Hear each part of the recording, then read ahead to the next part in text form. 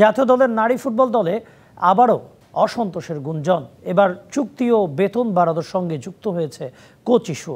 প্রতিবাদ জানাতে গেল দুদিন কোচ পিটার বাটলারের অধীনে অনুশীলনেই যায়নি দলের সিনিয়র ফুটবলাররা। তবে বাফুফে বলছে মাঠ সংকটের কারণেই হয়নি অনুশীলন।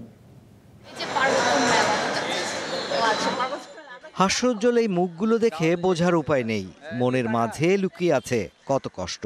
গেল ৩ মাসেরও বেশি সময় বেতন পান না সাফজয়ী নারী ফুটবল দলের সদস্যরা। নতুন করে চুক্তিও হয়নি এখনো। তবে সবকিছুকে ছাপিয়ে গেছে গণমাধ্যমে আসা নারী ফুটবলারদের এমন খবর, যে খবরে উল্লেখ চুক্তি নবায়ন করা ব্রিটিশ কোচ পিটার বাটলারকে চায় না নারী ফুটবলাররা, যার জবাব দিয়েছেন বাফুফের টেকনিক্যাল কমিটির চেয়ারম্যান। প্লেয়ারের উপর নির্ভর করে তো আর বাংলাদেশ ফুটবল ফেডারেশন চলবে না।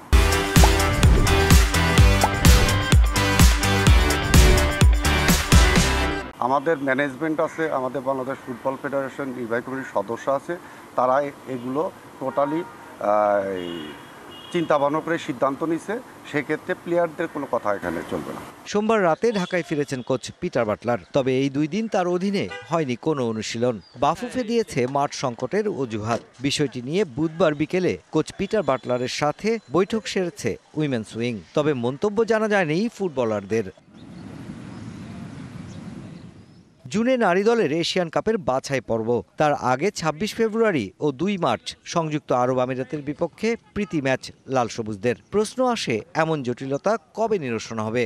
আমরা কাজ করতেছি, কাজ করা শেষ হয়ে গেলে কথা বলবো। এখন কাজ শেষ হয়নি। অবশ্যই মাঠে জটিলতা ছিল, ওটা তাহলে এখন কি বুয়েটেন অন্য কোথাও করছেন?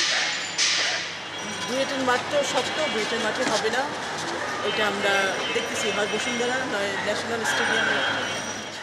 এর আগে প্রথমবার সাফ জয়ের পর বেতন বাড়ানোর দাবিতে একবার ক্যাম্প বয়কট করেছিল সাবিনারা। বর্তমানে বাফুফের সভাপতি তাবিদ আওয়াল আছেন বিলেতে। জানা গেছে সমস্যার সমাধানে এখন তারই ফেরার অপেক্ষা।